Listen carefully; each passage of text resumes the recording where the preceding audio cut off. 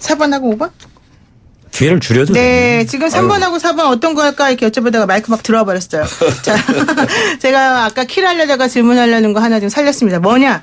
국회의원 정수 확대가 정치권 핫 이슈로 떠올랐는데 심상정 정의당 대표가 우리 연동형 비례대표제 얘기할 때 좋다. 서로 싸우지 말고 지역구 의원도 좀 배려해서 의석수를 10% 확대해서 그냥 하자. 그래서 서로 간에 좀 예를 들면 딜이죠, 딜하자. 이렇게 얘기한 것 때문에 지금 복잡하게 더 됐단 말이에요. 이거 어떻게 생각하시는지 우선 우리 정말 열정적으로 이 문제에 대해서 꼭 질문을 하고 싶었나 혹은 꼭 말씀하고 싶다는 우리 의원님, 김용태 의원님 말씀해 주시죠. 국회의원 되고 나서 국민들한테 가장 많이 들어먹었던 예. 욕이 예. 들었던 욕이 예. 국회의원들을 밥값하지 못한다는 거였습니다. 그리고 국회의원 수 그렇죠. 절반으로 줄여라. 네. 절반만 해도 충분하다. 네. 그런데 지금 이 난데없이 이 국회의원 정수 늘린다고 하면 제가 간단하게 말씀드리겠습니다. 국회의사당 의회 민심의 폭탄이 떨어질 겁니다. 아, 민심의 폭탄 떨어질 것이다. 말도 안 되는 소리다. 있을 수 없는 일이다. 저도 기본적으로는 반대합니다. 우리 저를 아끼고 지지해 주셨던 분들도 이 문제로 넘어가면 당신은 지지하지 못하겠다 하는 얘기를 갖다 우리 지역에서. 조금 민심이 변하지 않아요, 그래도? 그렇게라도 해서 그냥 좀 넘기면 어떻습니까? 아니, 이 문제에 대한 이해가 이렇게 많지 않죠. 근데 이게 이런 겁니다. 이 선거법이 만약에 이 선거법이 통과되면 어느 정당도 원내 과반수가 될 수 없는 선거법입니다. 그럼 오히려 더 혼란스러울 수도 있겠다. 그래서 구조적으로는 사실 굉장히 어려운, 그러니까 국정의 안정이라고 하는 관점에서 보면은 이 선거법이 올바른 선거법은 아니에요. 그러나 그럼에도 불구하고 국민 다수의 여론을 갖다 반영하자는 거 아닙니까? 네네. 그런데 여기서 문제는 뭐냐면 과잉 대표라는 게 있어요. 지금 바른미래당의 의석수가 20몇 석밖에 안 되는데 교섭단체가 되니까 3분의 1의 힘을 갖고 있잖아요. 그렇죠. 저는 이거 안 된다고 봐요. 우리 정당에서 지금 선거법보다 더 바꿔야 할 것이 뭐냐면 국회법이에요. 교섭단체 정권주의 있지 않습니까? 왜 교섭단체를 만들었어요? 의원 300명하고 일일이 의사일정을 합의하려면 안 되니까. 그렇죠. 네. 교섭단체 대표를 만들었더니 교섭단체 대표가 정권을 갖고 의사일정을 빨리 촉진하는 게 아니라 의사일정을 지연시키고 있어요. 그래서 저는 교섭단체를 갖다 해체하고 실제로 의사일정을 자동화해야 한다. 네. 제 철학인데. 그러면 좋습니다. 그것이 원칙적으로는 두 분 말씀이 다 비슷한 걸로 들리는데요. 그렇다면은 그럼에도 불구하고 결국은 정치라고 하는 건 생물이고 타협이고 어쨌든 간에 뭔가 해결을 해야 되지 않습니까? 그럼 결론은 어떻게 나갈 거예요? 이 선거제 개편 관련해서. 타협에도 선이 있죠. 선이다. 그럼 절대 안 됩니까? 나머지 야당은. 의석수 늘리는 거는 어떤 경우에도 있을 수 없고 그거는 아마 국회 무용론을 넘어서 아까 제가 그냥 농담으로 하는 말씀이 아니고요. 국회 폭파시키겠다는 말이 이렇게 나올 것도 절대 안 될 것이다. 민명도 의원님께서는. 아마 우리 사회 합의 수준의 문제인데 그러니까 헌법 개정이랄지 선거법 개정이랄지 이런 것들을 당사자들이 이제 만지기 시작하면 합의가 안 돼요.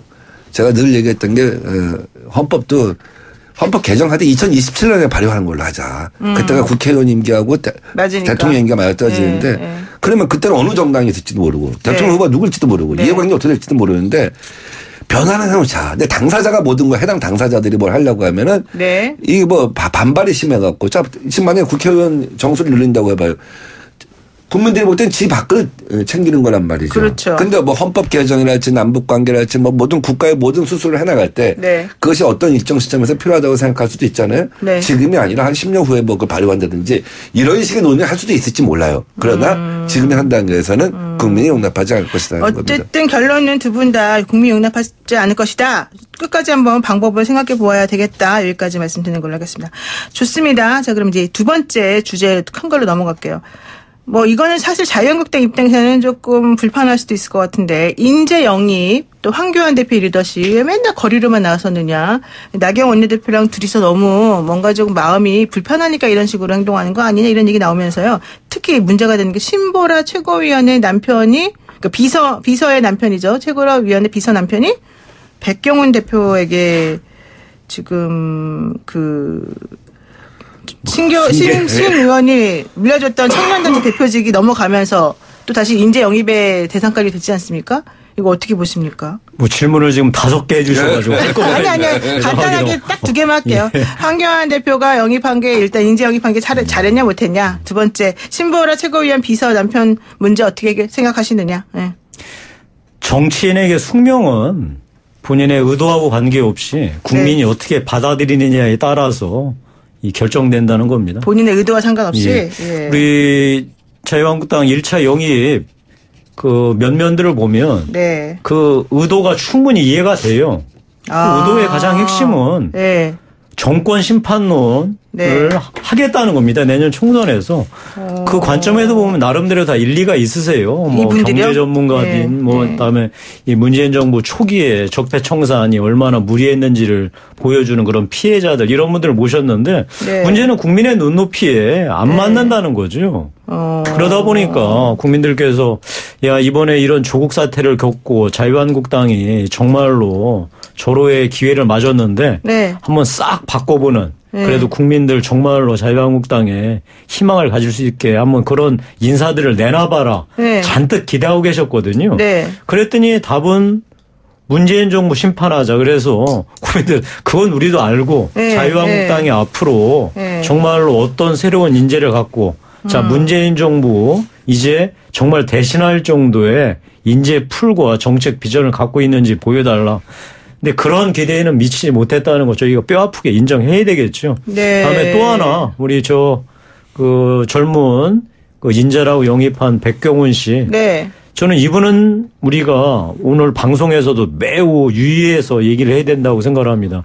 신보라 의원 비서 남편이다. 네. 이거는 매우 부적절할 뿐만 아니라 네. 정말로 자칫 잘못하면 우리 스스로 무슨 뭐 여러 가지 사람에 대한 비하 얘기하지만 이거는 직업에 대한 결정적인 비하고요.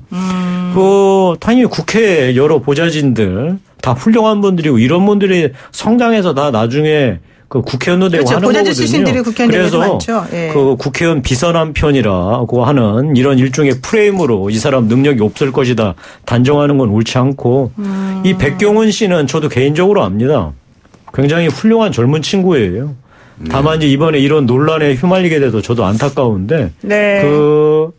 이 신보라 의원이 중요한 게 아니고 자유한국당이 네. 이제 이런 부분까지 사실 세심하게 사실은 이 백경훈 씨 정말 훌륭한 젊은 인재임에도 불구하고 국민들한테 제대로 된 설명을 하지 못해서 네. 당뿐만 아니라 예. 이 본인한테도 여러 가지 누가 됐다는 게 참으로 그렇죠. 안타깝습니다. 자.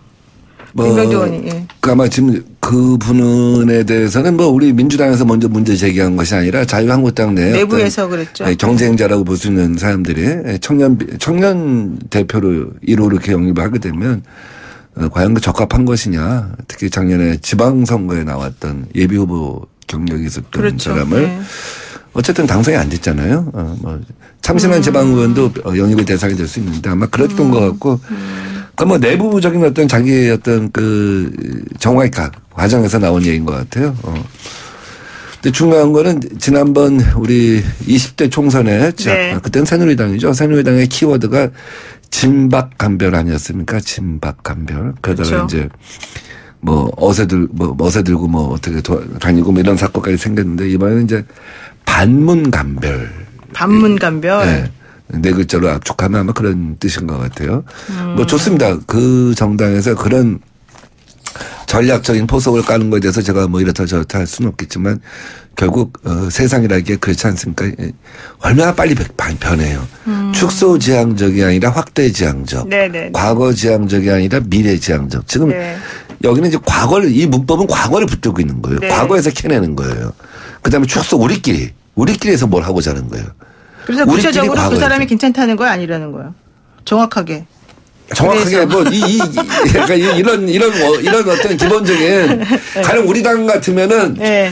축소지향적이 아니라 확대지향적이라고 할 거예요. 과거지향적이 아니라 미래지향적이라고 할 거예요. 그분은 과거지향적인 사람인 것 같다. 그러니까 반문간별, 반문해서 했다고 하는 것만 갖고 하는 건 아무 의미 없다는 거죠. 아무 의미가 없다. 좋습니다. 자, 그러면 요거 하나만 더 여쭤볼게요. 지금 조국 전 법무장관 사태 이후에 더불어민주당에서도 당 쇄신과 지도부 책임을 요구하는 목소리가 많아졌다. 그래서 총선 체제 조기 가동 카드를 꺼냈다. 그러면은 한국당에 이어서 민주당에서도 인재 영입을 할 것으로 보이고 뭔가 지금 시스템 바꿀 거라는 거지 않습니까? 그럼 민주당은 어떻게 바꿀 겁니까? 근데 좀 제가 볼 때는 이게 지금 정치의 계절이 너무 빨리 왔어요. 선거의 계절이. 지금 영입하잖아요. 너무 빨리 왔다. 내년 2월쯤 되면 그 사람 영입한 지 기억도 못 해요. 국민들이. 완전히 헌인물이 돼요. 원래 헌인물이 아니라 헌인물. 낡은 인물이 되죠. 원래 빨라야 1월 말, 보통 2월, 특히 비례대표 같은 경우는 3월 이때쯤 돼야지만 사람들이 관심도 선거에 집중되고 그래서 이제 인물에 초점을 맞추는 거죠. 근데 지금은 왜 그렇게 자유한국당도 내부의 어떤, 밀려서 그런지 모르지만, 너무 빨리 이제 시작을 했는데 우리 당 같은 경우 좀 그렇게 이르게 할 필요는 없다고 봐요. 선대위 같은 경우도 조기 선대위 구성을 얘기하는데 선대위 구성과 인물 영입은 선거의 막판 카드예요. 선거의 막판 카드를 지금 11월 초에 12월 달에 쓴다고 하는 건 제 상식으로 볼 때는 이해가 안 가고 지금 이제 이해찬 체제에서 조금 이제 보충, 변화, 이제 자기 쇄신 이런 목소리를 하나씩 벽돌로 쌓아가면서 이제 그 다음 단계로 가야 되는 거지. 연말에 지금 이렇게 서두른 건 저는 제 상식으로 이해가 안 가요. 우리 김용태 의원님 어떻게 보세요? 의견에 동의하고요. 네. 사실,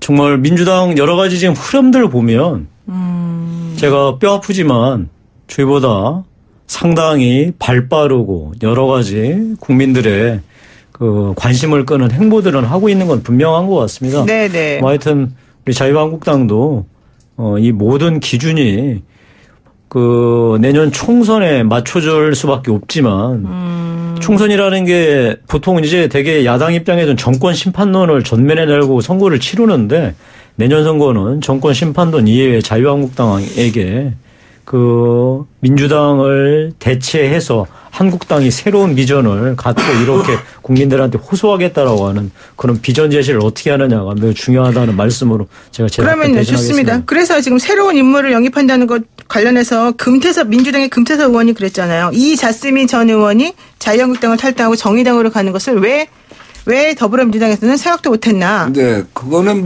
이번 문제가 아니라 19대 때도 우리 이제 공천 개념에 대해서 이주 예산이 그렇게 많은데. 네. 19대 때, 네. 19대 때 우리 의원들 스스로 공천 개념에 대해서 네. 그런 얘기를 해본 적이 있었죠. 그리고 저는 그렇게 생각해요. 지금 우리 인적 구성, 네. 우리 민족의 구성도 바뀌고 사람들의 세대의 구성도 많이 바뀌고 있어요. 네. 그러니까 가령 밀레니얼 세대들이 생각하는 거, 네.386 이거는 지금 50대, 60대, 386 세대들이 생각하는 거랑은 전혀 달라요. 그다음에 4차 산업혁명이나 이런 데서 네. 그 사람들은 태생적으로 어떻게 보면 익숙해요. 네. 근데 기존의 세대는 그렇지가 않죠. 일부러 익숙하고 이제 공부를 해야 되는 것이죠. 네. 예. 그러다 보니까 제가 이제 우리 공천의 키워드는 두 가지라고 봅니다. 아까 네. 말씀드린 것처럼 미래 세대, 그러니까 밀레니얼 세대랄지 이런 사람들 어떻게 영입하냐. 또 하나는 뭐냐면 사회적으로 공정이라고 하는 거. 공정. 네. 계층 사다리를 갖다 쌓아 올리는 문제에 대해서 이런 사람들이면 나한테 계단을 만들어주겠구나. 때로는 에스컬레이터도 만들어줄 수 있겠구나. 이런 사람도 있지 않습니까? 희망의 사다리. 이제 이런 두 가지 키워드가 우리는 핵심이라고 봅니다. 그래서 여기서 지금 마지막으로 우리 방송 들으시는 분께서요, 문자로 이런 질문 주셨어요. 0507 쓰시는 분께서요, 이번 총선의 두 의원님은 공천 받으실 건가요? 이 질문을 먼저 하셨네. 근데 지난번에 김용태 의원님께서는 5.18 약간 이제 논란이 되는 말들을 의원님들이 하셨을 때 김병준 전 비대위원장인가요? 같이 한번 책임을 지는 의미에서 뭔가 조금 나부터 먼저 내려놓겠다 이런 말씀 하긴 하셨던 것 같은데. 5.18이 아니라 당협위원장 교체 때 21명의 의원들과 같이 당협위원장 내려놓는 결정을 했었고요. 그래도 공천하고 무관하신 거죠? 네, 영향을 받겠죠, 당연히. 저는 제가 국회의원 한 번 더 하고 안 하고가 중요한 게 아니고 자유한국당이 내년 선거에서 정권 교체론 이외에 시대 교체, 세대 교체라는 분명한 비전과 인물들을 내세우지 않으면 내년 선거 자동으로 이길 수 없다는 거, 그건 제가 분명하게 말씀드려야 할 것 같습니다. 그러니까 본인은 어쨌든 그런 인물로서 거듭날 것이고 나는 내년 공천을 아직 거기 모르겠다. 미흡하면 뭐 당연히 탈락이죠. 뭐 이렇게 이런 잣대로 그 자유한국당 내에서도 엄격하게 잣대가 시대 교체, 세대 교체라는 화두를 잡고서 일단 말씀을 정확히 안 하시고 원론적인 얘기만 하셨는데요. 민 의원님 어떠세요? 네, 저는 뭐 자유한국당이 어떻게 되냐, 민주당이 어떻게 되냐를 떠나서 대한민국이 어떻게 되냐 하는 것이 제 최고의 관심이에요. 아니 본인의 공천 얘기를 하시고요. 예. 제가 지난 4년 동안 두 가지 화두를 갖고 왔는데 하나는 혁신성장, 혁신경제였고 어떻게 보면 4차 산업혁명 전도사 역할을 했죠. 또 한편에서는 그러기 위해서 생산적인 정치가 무엇이냐 한 얘기를 해왔는데 여기서 미진하다고 봐요. 저는 그걸 완성시키고 싶어요. 아, 완성시키기 위해서 기회를 한 번 더 가져야 된다. 이 말씀이시군요. 좋습니다. 오늘 말씀 여기까지 들어야 될 것 같은데요. 어쨌든 요점은 뭔가 새로운 인물이 필요하다. 양당 모두 다. 그리고 그 새로운 화두를 가지고서 국민들께 다가가고 싶다. 그런데 그와 관련해서 연동형 비례대표제의 의원 정수 늘리는 건 사실 지금까지 상황에서는 좀 어려울 것 같이 보인다. 이 말씀까지 제가 듣는 걸로 하겠습니다. 고맙습니다, 두 분. 네. 인사하시죠. 예, 고맙습니다. 감사합니다. 네, 두 분 더불어민주당의 민병두 의원 그리고 자유한국당의 김영태 의원이었습니다.